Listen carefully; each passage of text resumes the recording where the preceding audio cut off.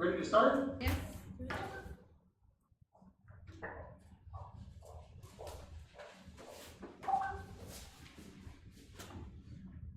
Good afternoon, everybody. Good afternoon. It's March 11th. We are here. GCC's monthly board meeting. Can I get a roll call, please? Carlo Leon Guerrero, Here. Richard Sablan, Here. Rose Reno, Here. Eloy Hamara, Here. Paris Bloss, Here. we have quorum. Dr. Mario Pana, Here. Kenneth Bautista, Here. Simone Wallinger. Here. Okay. Attorney Rebecca Wrightson. Here. Okay, we're good. That's it. Shall we please recite our mission statement? One community college, subsidiary career, technical workforce development, providing the highest quality student-centered education and job training program. Thank you.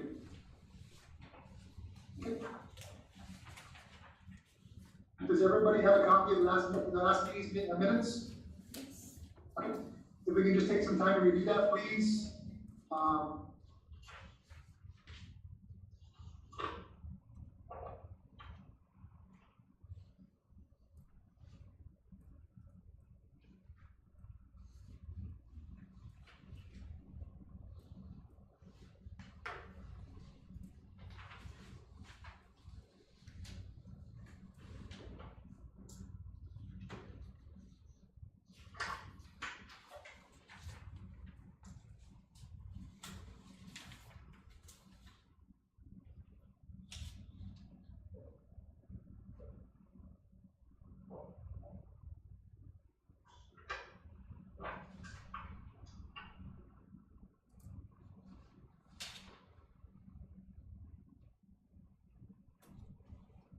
All in favor of accepting the minutes from the February 11th meeting? Say aye. Approve subject to written corrections. Second. I'm sorry, I couldn't hear you, Lloyd. Move to approve subject to written corrections. Do I get a second? Second. Rose Green. All in favor? Aye. Meeting's approved. Meeting minutes approved.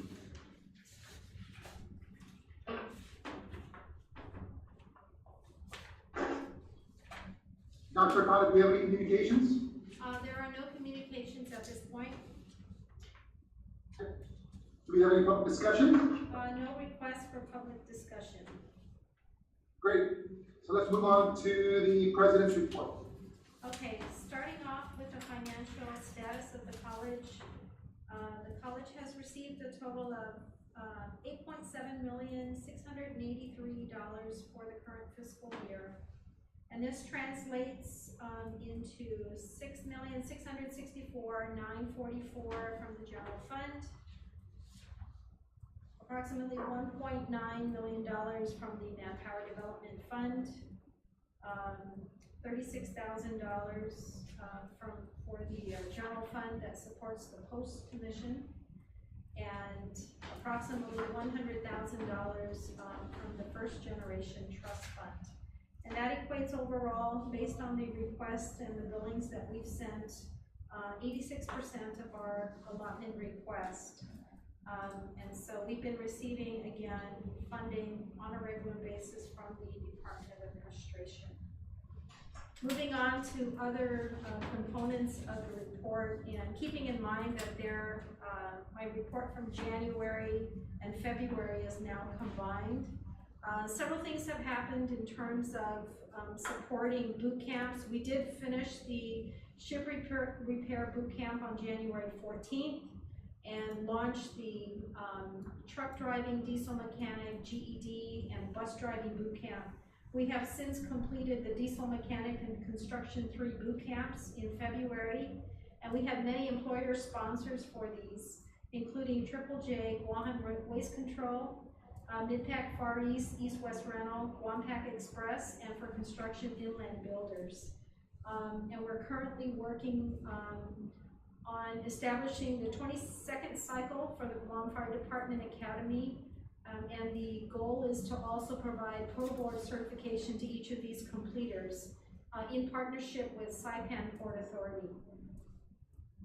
The college, or I did participate in the Manyetlu Stakeholders Forum to discuss partnership opportunities to support their clientele. And we are looking forward to providing workshops, including workforce development for them, and hopefully encouraging many of their constituents to join our boot camps. The college did participate, thanks to Dean Mike and his team, with the job fair held by Atkins Kroll. And the GED and Adult Education Office is now working with the Bureau of Women's Affairs for some scholarship opportunities for women that are seeking to obtain their high school diploma or their GED. And this is available through some grant funding opportunities. In addition, we're just about ready to launch the registration for summer 22 and fall 22. This will allow students enough time to register. We're hoping to get that started in at least by, I think it's opening up on Monday. And so we're working to address that as well. In addition, there are some additional opportunities for the college to engage in articulation agreements. And I know we're finalizing the articulation agreement soon with Chaminade. And so that'll allow students to complete here at GCC and enter into a 2+2 with Chaminade, and it will be through a virtual or distance education. Additionally, there are grant opportunities that are available, and the college is continuing to seek grant funds, including a application for FEMA for the mitigation and hardening of Building 600. We submitted the eligibility application for the ANAPISI, which is the Asian Americans, Native, Hawaiians, Pacific Island Serving Institutions, which is specifically for our population under that funding source.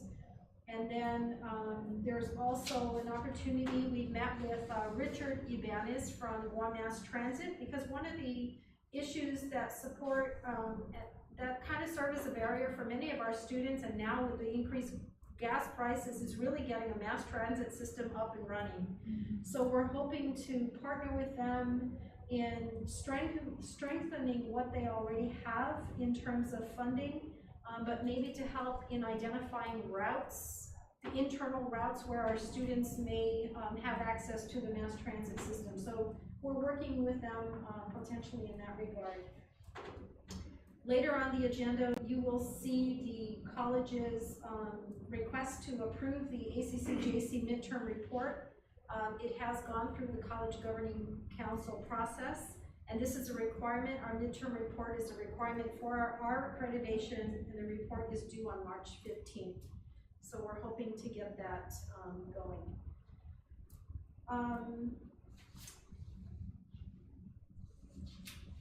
And then one final thing, based on a conversation that we had with the foundation board, there is now a conversation between myself and the landowners of a property that is across from the GCC property, and so we're GCC campus. So I'm going to try to find a way to figure out how best to approach getting a appraisal on the property, going out on a RFQ for the appraisal services. And this particular property was previously identified and included in our institutional strategic master plan on the last update, not currently on this update. And then finally, we are in the midst of our technology audit, and basically this technology audit will determine whether the college has the capacity to expand online programs, because it is all-inclusive in requiring the help desk that is necessary for students that are online, but also the bandwidth and the professional development that may be needed to support the MIS team and their, and other employees here at the college. And that's all I have in terms of that piece. And now moving on to the CIP report. So several things are ongoing right now. The Building 2000 emergency generator, we are have sent out the notice of intent to award to American Builders Corporation, and we are waiting for their final documents before we issue the notice of award. We have started the process for the underwater leak detection, so we're hoping to find out if there are any leaks here on campus, which we think there is, and have that resolved. Building 6000 has also, there's an additional water pump. Many may remember that the foundation building was closed, the bathrooms were closed for a long time, pending parts, and so this particular water pump will serve as a additional pump, so we'll have redundancy in case one pump goes down. And so that project has already been awarded. We are waiting on the final design for the student support canopy for the student center. And then the refurbishment of the 3,000 gallon to support social distancing and also to encourage folks to you know, sit outside amongst the perimeters of the campus and absorb vitamin D and get some additional heat. The culinary center full design, and I will report on the other facilities later on in the agenda. And so that's all I have, Mr. Chair.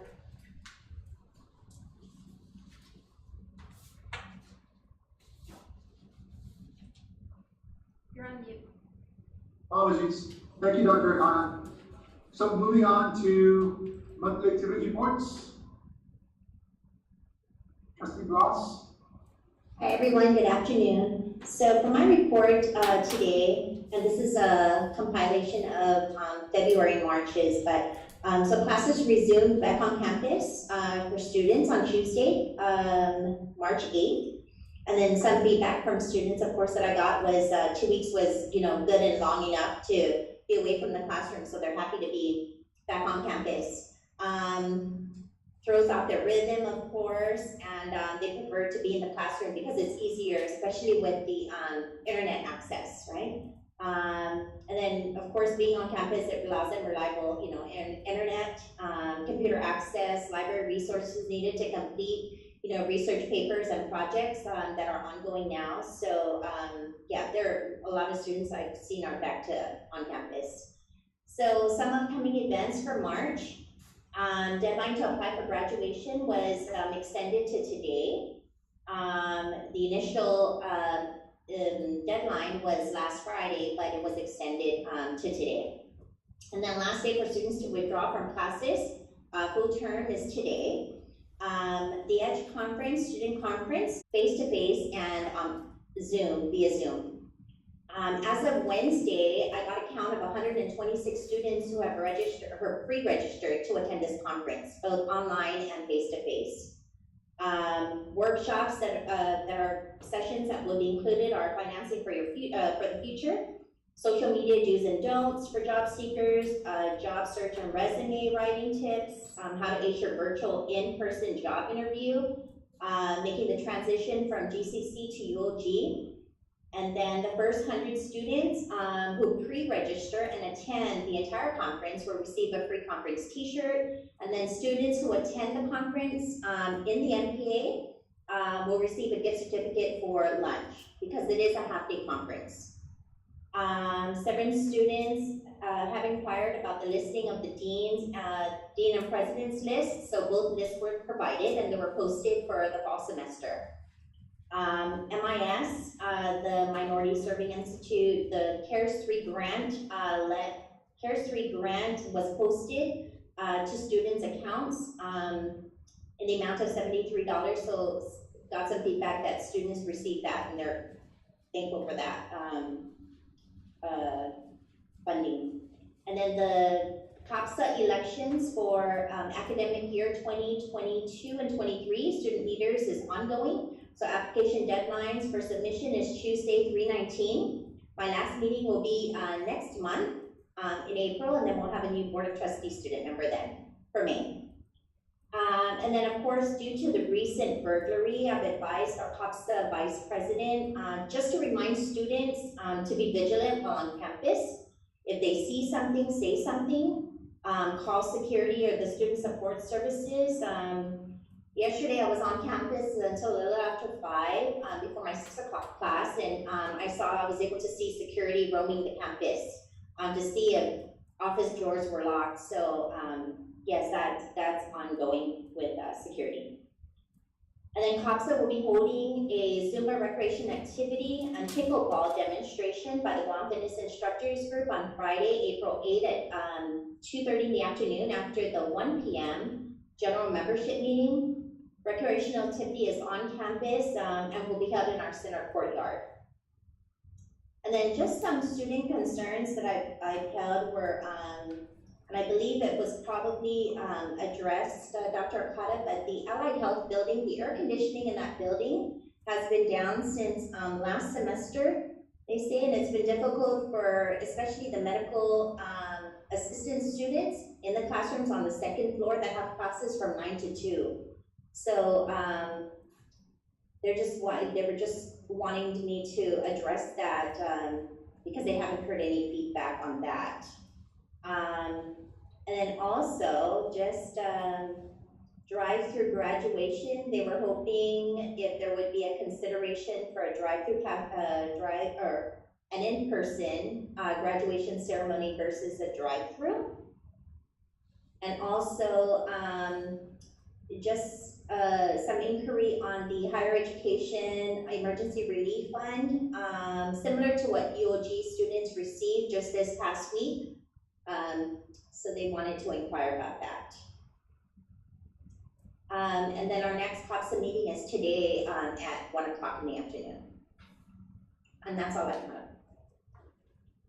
So, Mr. Chair, if you would allow me to respond, I will get the information on the Allied Health air conditioner.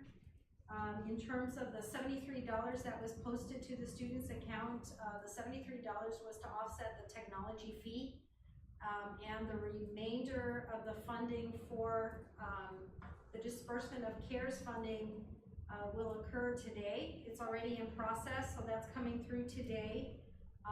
And students that have outstanding balances will be available to pick up their checks, I believe, on Monday.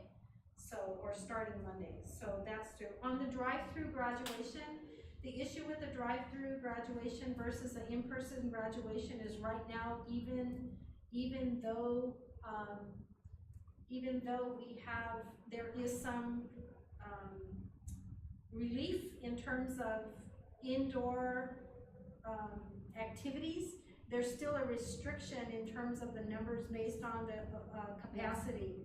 So right now, the college is still preparing, hopefully for the last time that we do a drive-through graduation this year, because it takes a lot to secure and set up at the university, and right now the current restriction really is based on the capacity of the university. So the number of students and the number of visitors is going to be, we will have to determine that, and it would all be based on pods.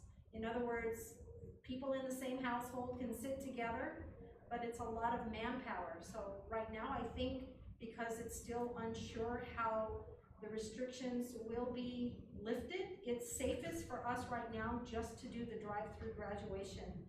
But if we need more discussion on that, maybe we can meet sometime next week to discuss that. And maybe I can get some initial information from the university as to, based on our population and the anticipated number of students that applied for graduation, how many people would be allowed in the field house. And so I can get that preliminary information, and we can have that discussion sometime next week. Thank you, Mary, Thank you, Dr. Okada. have we considered the possibility of an outdoor graduation? So the drive-through is an outdoor for us because it's held here on campus.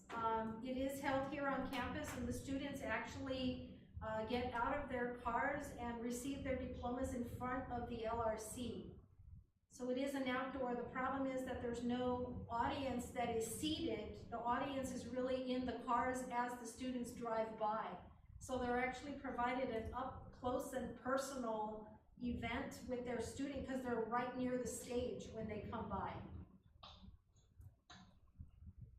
Okay, understood. Yeah. I was just thinking about, possibly having, rather than a drive-through, graduation, maybe just hosting, having the, graduation outside with the tents. It is outdoors.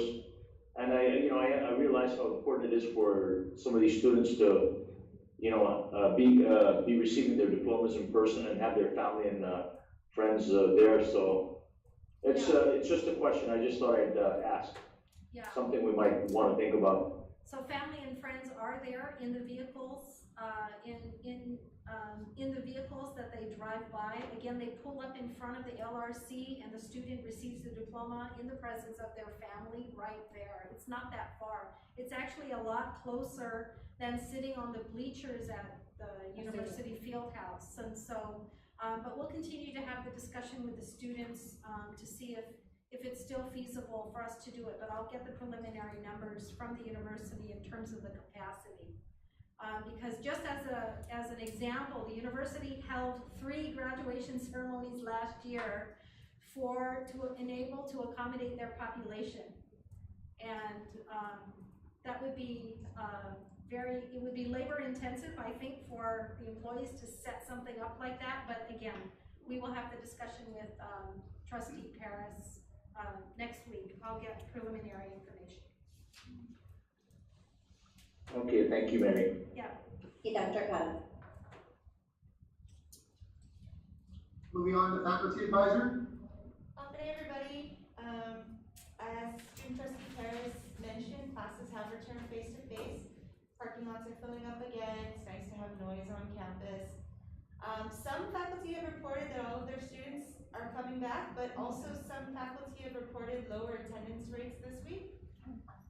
Students have mentioned gas prices and continued concern for older relatives sharing their homes as justification, and they've requested continued online accommodations in some way or another. So faculty on an individual basis are really working through that, just depending on their classes and the students and the subjects they teach and all of that. And of course, always central to that is meeting of SLOs. And so that's a big part of the discussion in terms of how do we meet SLOs, if especially some students are watching your class while you're having it, but then are maybe limited in how they can participate in discussion. And so that's other things that we're working on, accommodating how we can achieve those things. I think that next week we'll probably see more classes settled, just as, we get back. Like Paris said, it's always a disruption, right? Online, back to campus, things like that. And so, but I think everybody's working through it. Some things that happened last month and then into this month are the GCC Culinary Valentine's Bake Sale. So that was really nice to see the artwork that they're able to produce. The show and sell, there were 16 student vendors and 80 plus registered visitors. Students, they had really beautiful orchids, things like that were for sale. So I think that was the first time that they held that event. It's a new event, if I'm correct, and I think they're pretty successful. The DECA, which is a secondary marketing program, the distribution of resources to UMA San Jose, that was an activity that went on. Supervision and management students participated in the Island Girl Power Compound cleanup and prep for reopening. There was the GCC annual Linked Up event hosted by the Visual Communications Program. Last month, the Math and Science Department, in partnership with Pete, offered free OSHA trainings. It was in the MPA, but there was also an online component. So there were 5 GCC students who attended, 4 GCC faculty, both GCC safety personnel were in attendance, and then a wide range of participants from different fields on island in attendance. And then via Zoom, they had attendance from Lunta, Saipan, and Palau. So a nice regional conference it was free to participants in the region. So that was another big event that happened last month. And then finally, because it's Mes Chamorro, I just wanted to bring attention to some developments that are new this academic year. There's 3 Chamorro immersion classes going on. So 2 of them are Chamorro 1 and Chamorro 2, the language. We made an update to the curriculum to have those using the immersion method, which means they're teaching Chamorro in Chamorro, which is new. And the 3rd class is happening this semester. Right now it's ongoing, it's Saturdays. It's an immersion methods class for Chamorro teachers that's also taught in Chamorro. So I attended the first class, it's a 3-hour class. I'd say 95% of the class was held in Chamorro. So the teaching is in Chamorro, and then the students are mostly responding in Chamorro because they're mostly in service Chamorro teachers. But of course it's a language safe environment, which means if you need to respond in a mix of Chamorro English like I do, it's you're allowed to do that. So that's just, something that's happening, thinking about Mes Chamorro, what GCC is doing in terms of the Chamorro. Thank you, Ms. Monitor. Faculty? Support? Support staff, we're just continuing with the semester and preparing for the new registration for summer and fall. And that's pretty much it. There's nothing really more that is happening. That was support staff part, chair part for the other ones. That's it.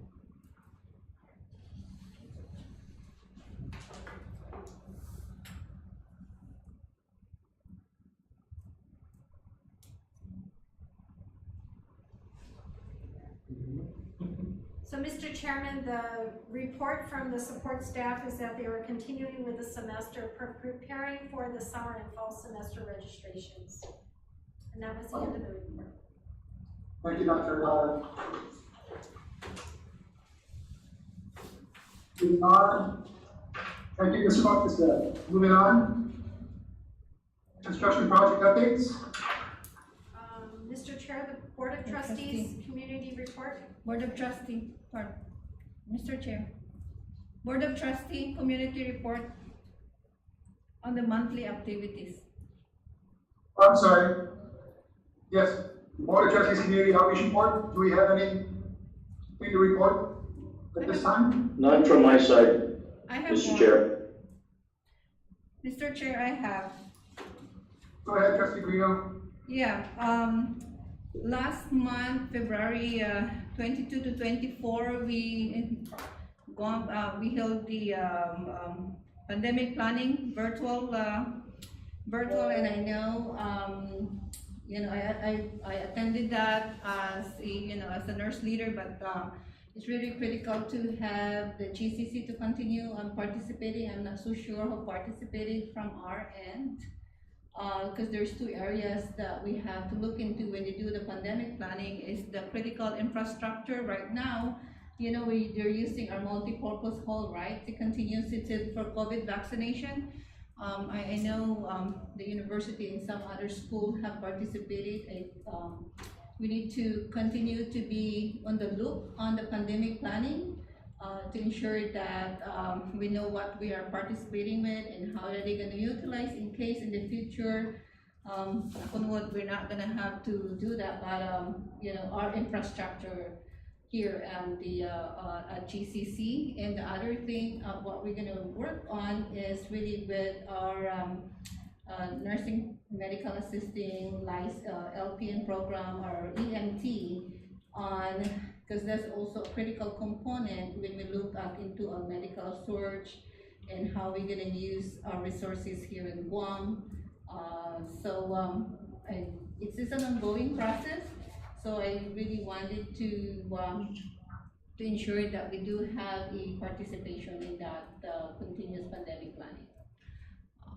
So that's, Mr. Chair, that's all I wanted to know, because I'm not so sure of if we get so invited, as a GCC, but I think we, right now, with COVID, pandemic, we're already participating and supporting the response. We wanna make sure that in future response, we know what's our role and we know what is the pandemic plan that is being in place.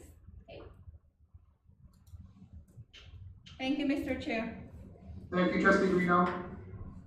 Any other community outreach from any of the trustee members? Nope. Yeah, not for me. Thank you. None from me. Okay. Moving on, unfinished business. Can we please get an update on the construction projects? Sure. Starting off with the forensic lab, the forensic lab is currently at 96.62% complete, so we're almost there. The substantial completion is pending. They need to complete the fire alarm system because part of the substantial completion is the GFD inspection, so we're almost done in that regard. Building 300 is about the same thing, 96.65. So they are completing also the requirements for the GFD fire inspection, so they're working on that now, including the storm drain manhole, so they should be starting that soon. And so they're almost done as well, but the storm drain manhole and the fire sprinkler and fire alarm system completion is needed for substantial completion. In terms of the wellness center, no new updates to provide at this point. For building B, the bid awards have already been completed. We have submitted a notice of intent to award pending additional documentation, and currently legal counsel has been deputized by the AG's office to complete the review of the procurement process. And so that should be forthcoming as well. Workforce Development Center, I did follow up with EDA on our process, and we should know something soon regarding the funding to support the renovation. TRMA has completed the design already, so I'm just waiting for the folks from EDA to provide an update, and then we could begin with the solicitation for that renovation. And that's all I have. Thank you, Dr. Okada. Moving on to new business. So the Accjc midterm report in your packet, the college has submitted for your review and approval the documentation, a 17-page document on the GCC. This is the status of accreditation since the last review. The document that you have talks about the initiatives and the plans that have emerged through the institutional self-evaluation process, institutional reporting on quality improvements. And so we had no recommendations for improvement and no recommendations to meet standards in the last report. So basically what the college is presenting is just the update on student performance, student learning outcomes, and the institution set standards, and a progress on the quality focus essay. And the areas in the quality focus essay revolve around the year-end education and the early middle college initiatives that we identified. So basically the midterm report for the college is basically where we are since our last accreditation, and to provide the commission with some updates on our progress. And so this report is being provided to the board for their approval. As I mentioned earlier, it has already gone through the governance process through the College Governing Council, and upon your approval, then all the signatures will be obtained and submitted to Accjc by the deadline of March 15th.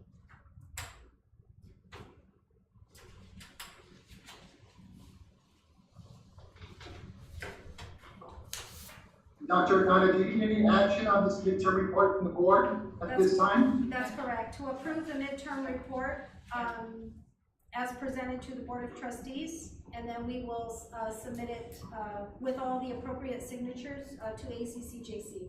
So we need the board to approve the report. Mr. Chair, Approve. As chair, move to. I second the motion. Okay, all in favor? Aye. Aye. Mr. Chair, I would like Approve. to, Mr. Chair, I would like to make a comment. I would like to thank reading the reports, President Pada and the team. I am so proud and really looking a lot of initiatives that have been and the accomplishment that the community college, us over here, have done, and it's really, reading through this is giving me a lot of pride, being part of the GCC. And I know there's a lot of collective effort from you and the rest of our GCC team, and it's really, Mr. Chair, this is kind of like our progress reports of what has been happening, and knowing that there are no improvements that we need to be done as the recommendation from the accrediting body, and it's really wanted to applaud you guys and my sincere appreciation of all the work that I've done. Thank you. Thank you, ma'am. Trustee Greeno, and just to add to that as well, if you look at the numbers, Yes, good. the fact that over the pandemic and the challenges that we faced as an institution with online schooling, online education, you see the numbers increase. Yeah. So year to year over the pandemic, we've seen some improvement across the board. So kudos to the staff and faculty, as well as the administration team. Yep, Thank you. proud of you guys. Concur.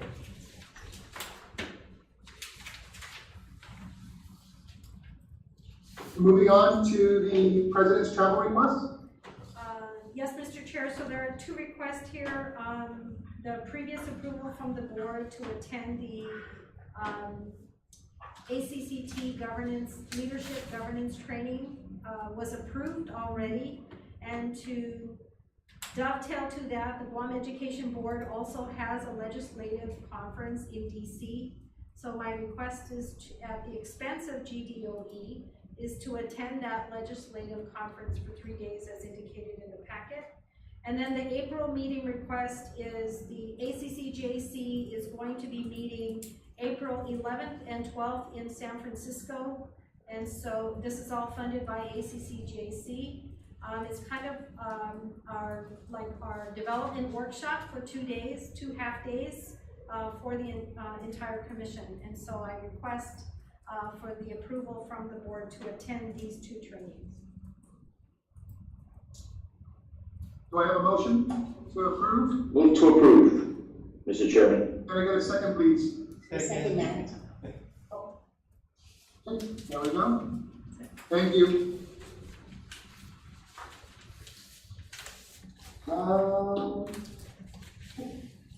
Can I get a motion to move into executive session, please? I move. I second. Okay, all in favor? Aye. Aye. Aye. Thank you. Aye.